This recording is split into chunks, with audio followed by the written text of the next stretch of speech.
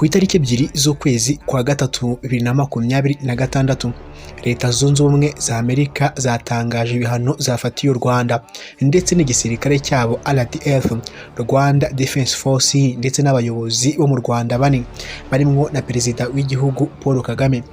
Muri abo ngabo bane bafatiwe ibihano ntago harimo abama 23, ahubwo harimo abayobozi bane b'u Rwanda barimo n'umukuru w'igihugu cyabo.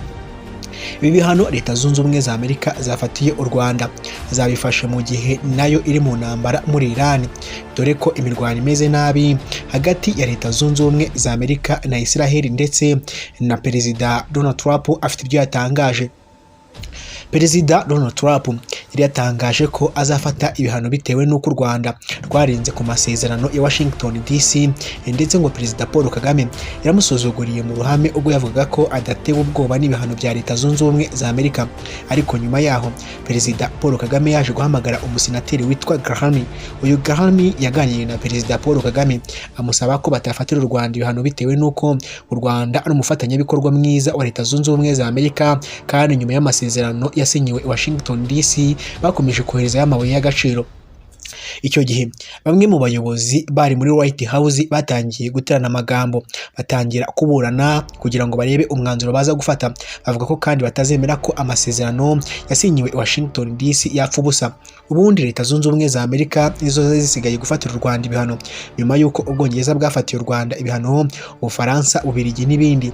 Ibi ngibi rero bikaba bibuze kugira ingaruka zikomeye cyane, dore ko n'igisirikare cy'u Rwanda RDF nacyo kiri mu bihugu cyangwa se kiri mu ngabo, ndetse nabo ibintu bihano biri buze gukoraho. Gufatirwa ibihano biba bisobanuye iki? Iyo ufatiwe ibihano uri umuyobozi runaka, bivuze ko hari ibihugu ujyamwo bikorana na Leta Zunze Ubumwe za Amerika ukaba wanatabwa muri yombi, kuko mwabonye na Nicolas Maduro yashimuswe, cyangwa se abandi bantu batigeze bavuga rumwe na Leta Zunze Ubumwe za Amerika. Bivuze ko biramutse bino bihano biramutse bigeze no kuri Perezida Paul Kagame yaba agiye guhigwa, kandi agahingwa n'igihugu cy'igihangange nka Leta Zunze Ubumwe za Amerika, dore ko ari nawe washizeho umukono wa nyuma ku masezerano ya Washington DC ubwo ari kumwe na Perezida Donald Trump ndetse na mugenzi wabo Chilomba Tshisekedi. Byagenze bite rero kugira ngo igisirikare cy'u Rwanda gifatirwe ibihano ndetse n'abayobozi bane? Tugiye kurebamo hano ndetse tukumva n'ibyo bihano bafatiwe ngo ni ibihe, birimo no gufatira imitungo yabo yose iri hanze y'igihugu bitewe n'intambara iri kuba muri Repubulika Iharanira Demokarasi ya Kongo. Kuba u Rwanda rufatiwe ibihano ndetse n'abayobozi barwo bafatiwe ibihano ntabwo bisobanuye ko ibintu byabo birangiye, kandi ntabwo bivuze ko ari ukubigezaho nkana, biri guterwa n'amasezerano bangije no kuba barashoje intambara muri Repubulika Iharanira Demokarasi ya Kongo. Mwibuke kino gihugu cya Leta Zunze Ubumwe za Amerika kimaze gufatira u Rwanda ibihano, nacyo bwacyo kiri mu ntambara itoroshye cyane, aho gihanganye n'abarwanyi ba Iran. Reka mbigusomere neza ubundi tuze tureba. Mu minsi ishize ariko mwibuke ko abari batangaje ko Leta Zunze Ubumwe za Amerika zakuyeho ibihano, ubwo nababwiraga amakuru mwayabonye hirya no hino ku bitangazamakuru bigiye bitandukanye n'ama YouTube agiye atandukanye. Ariko ubwo twakoraga ikiganiro hano, twavuze ko Perezida Paul Kagame yahamagaye senateri agatakamba agasaba ko u Rwanda rutafatirwa ibihano. Icyo gihe ntabwo Amerika cyangwa se Leta Zunze Ubumwe za Amerika na White House bigeze bagira icyo batangazaho, dore ko Perezida bwana Donald Trump atakivugana na Perezida Paul Kagame. Ibyo ngibyo ubyumve unabisobanukirwe. Perezida Donald Trump wa Leta Zunze Ubumwe za Amerika ubu ngubu ushaka kwigarurira n'igihugu cya Iran nyuma yo gushimuta Nicolas Maduro, ntakivugana na Perezida Paul Kagame bitewe n'uko Perezida Paul Kagame ngo yasuzuguye amasezerano ya Washington DC yarahagarariwe n'uyu muyobozi. Mwibutse muri karagiteri za Perezida Donald Trump, ntakunda agasuzuguro, ntakunda umuntu umufeka cyangwa se ufeka ikintu yakoze, nta nubwo akunda umuntu umuburanya. Perezida Donald Trump niwe mwaramubonye abashaka itsinzi cyane cyane ku bigaruka kuri Leta Zunze Ubumwe za Amerika, abayumva ko Leta Zunze Ubumwe za Amerika zaguma ku gasongero ziyoboye isi, ubwo icyabereye cyose kigomba gukurikizwa. Kandi nanone mwibutse ko Perezida Donald Trump ashaka amabuye y'agaciro ari muri Repubulika Iharanira Demokarasi ya Kongo, dore ko mu birombe yahawe n'ubundi harimo n'icyarubaya ndetse gikontororwa cyane n'ama 23 mu myaka 2 ishize. Bikavuga ko amabuye y'agaciro ya Kohota ahava rwose yerekezwa mu Rwanda, ndetse yinjiza arenga miliyari 3 z'amafaranga y'u Rwanda buri kwezi.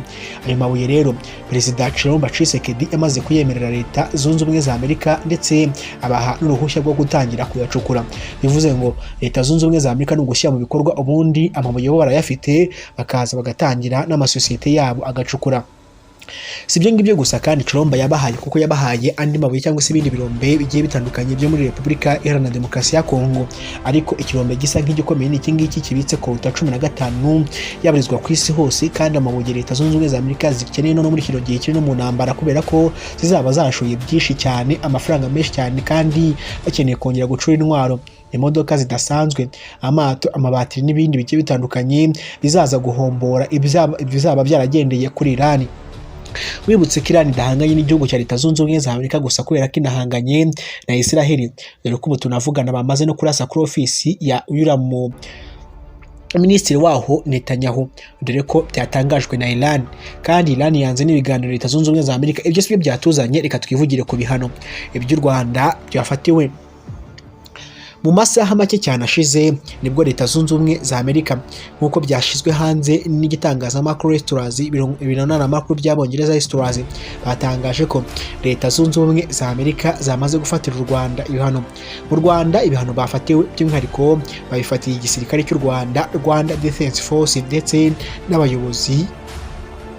n'abayobozi bane ndetse bahangaha mu gihugu cy'u Rwanda. Muri abo bayobozi kandi ngo na perezida w'iki gihugu ashobora kuba arimo. Ni ibihano Amerika rero muri iki gihe yafashe muri iki gihe rero mu ntambara na Iran, ndetse yagashe nyuma yo gushinja u Rwanda kutubahiriza amasezerano ya Washington ndetse rwasinyanye na Repubulika Iharanira Demokarasi ya Kongo. Ibi bihano bifashwe, reka ngubwire ingaruka tugiye cyangwa se u Rwanda rwahura nabwo bino bihano biramutse bikomeye cyane. Amakuru mashya y'uko Leta Zunze Ubumwe za Amerika zafatiye ibihano cyangwa se sanctions Rwanda ku itariki 2026, Leta Zunze Ubumwe za Amerika zatangaje ko zafatiye ibihano igisirikare cy'u Rwanda, Rwanda Defense Force, ndetse n'abantu bane b'Abanyarwanda bakuru kubera uruhare rwabo mu bibazo bya politike n'umutekano mu karere, cyane cyane muri Repubulika Iharanira Demokarasi ya Kongo RDC. Ibihano byafatiwe igihe kinini bitangazwa ko ari ibihano bihagarika imitungo yabo ndetse iri muri Amerika, cyangwa se kubuzwa kujya muri Amerika visa ndetse na asset free. Abantu bane barebwa n'ibihano mu itangazo rya Reuters naryo ryemeje, cyangwa se ntago bigeze bavuga amazina yabo n'aba baribo.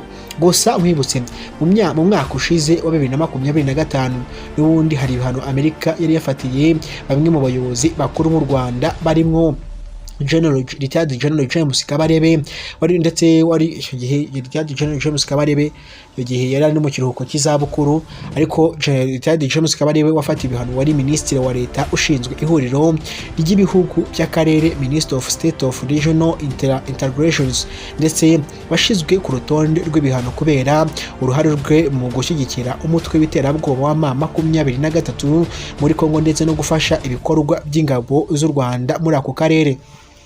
Uwa kabiri urafatiwe ibihano Leta Zunze Ubumwe za Amerika ni Lawrence Kanyuka Kingston, umuvugizi n'umunyamabanga mukuru w'umutwe wa Congo River Alliance M23, hamwe n'ibigo bye byo mu Bwongereza no mu Bufaransa nabyo byafatiwe ibihano. Ibibazo kandi byose bijyanye n'intambara n'umwuka mubi mu burasirazuba bwa Congo, aho umutwe wa M23 uri gushaka kwigarurira ibice bitandukanye bitera impagarara ku mutekano w'akarere kose. Lawrence Kanyuka rero nawe ari mu bantu bafatiwe ibihano. Leta Zunze Ubumwe za Amerika kandi ibigaragaza ko ayo mahano agamije gushyira igitutu ku buyobozi n'abafite uruhare mu bikorwa bishobora guhindura amahoro n'umutekano mu karere, harimo n'ingaruka mbi ku baturage. Ibyo ngibyo rero bikaba ari ibyafatiwe mu mwaka wa 2025. Uyu mwaka cyangwa se uyu mwaka 2026 uyu munsi ku itariki 2 ntago ibihano bafatiye bangaba byigeze bishirwaho, gusa havuzwe ko hashiriweho ibihano abantu bane bo mu Rwanda batari babo muri M23 Abanyarwanda, ndetse usibye n'abo bantu bane bashiriweho ibyo bihano harimo n'igisirikare cya Rwanda Defense Force RDF. Ese ibyo bihano byagira ingaruka nki ku Rwanda? Reka mbanze ngubwire ikintu kimwe. Iyo bafatiye igihugu u Rwanda n'abayobozi b'igihugu u Rwanda, iyo bafatiye igihugu ibihano bagafata n'abayobozi b'igihugu ibihano, bagafatira igisirikare cy'igihugu ibihano, bishatse gusobanura iki? Ni ukuvuga ngo iyo bafatiye ibihano igihugu muri rusange, icyo gihugu harimo ibintu kiba kitemerewe kongera gukora, birimo nk'ubucuruzi bwambukiranya imipaka, by'umwihariko biba bwinjira nko muri Leta Zunze Ubumwe za Amerika. icya kabiri, inkunga zavaga muri icyo gihugu zerekeza muri icyo kindi gihugu cyafatiwe ibihano. Icya gatatu, gushyiraho impapuro zishobora guta muri yombi abo bayobozi bafatiwe ibihano runaka. Ikindi, icyo gisirikare kiba cyafatiwe ibihano ntikiba cyemerewe kuba cyakwitabira ubutumwa bw'amahoro nko muri ONU cyangwa se n'ahandi ariho hose. Ibyo bishobora gutuma igisirikare cyaho nk'iki cy'u Rwanda cyafatiwe ibihano RDF gishobora kwita kivanwa muri bino bihugu cyangwa se muri zino ngabo zijya kubungabunga ubutumwa bw'amahoro, kuko ziba ziri gushinjwa n'ubundi ko arizo zangiza amahoro ndetse muri ako karere. Ibyo byose rero ni ibyatangajwe. Usibye n'ibyo ngibyo, ubukungu bw'icyo gihugu buragwa, abakerarugendo baragwa, imigenderanire cyangwa se n'imikoranire hagati y'ibyo bihugu byombi nabyo biragwa. Bishatse kuvuga iki? Bishatse kuvuga ko Leta Zunze Ubumwe za Amerika niba zashizeho ibyo bihano byaba ari ingaruka zikomeye cyane ku Rwanda, by'umwihariko noneho bikaba bibi kurushaho byaramutse bifatiwe perezida w'igihugu nka Paul Kagame.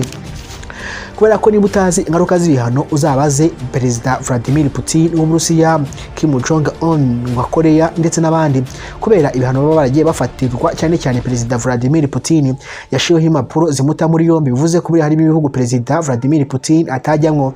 Niyo agiye guhura na Perezida Donald Trump mu minsi ishize, mwabonye ko bagendaga bahura, nabwo buriya bafite amasezerano bagiranye ndetse naho bagomba guhurira, ku buryo isaha n'isaha iyo byadogera Perezida Vladimir Putin yakwitaba mu gihe byaba ari ngombwa.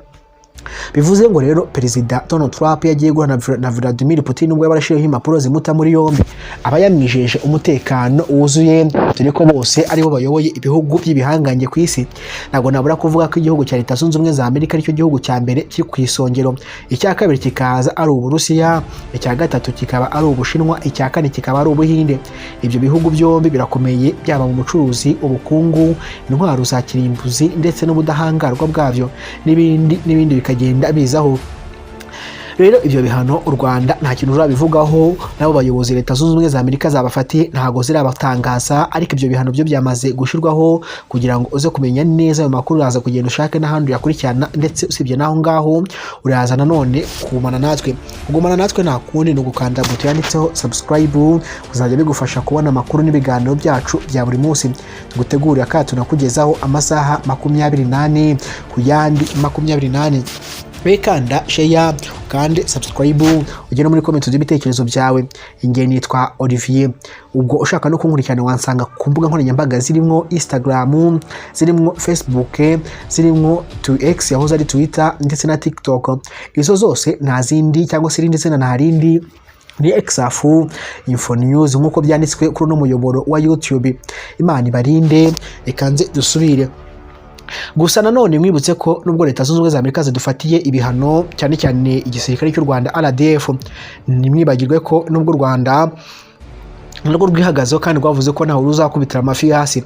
Reka tuze turebe icyo perezida w'igihugu ari buze kubikoraho, cyangwa se niba izo sanctions zizakomeza.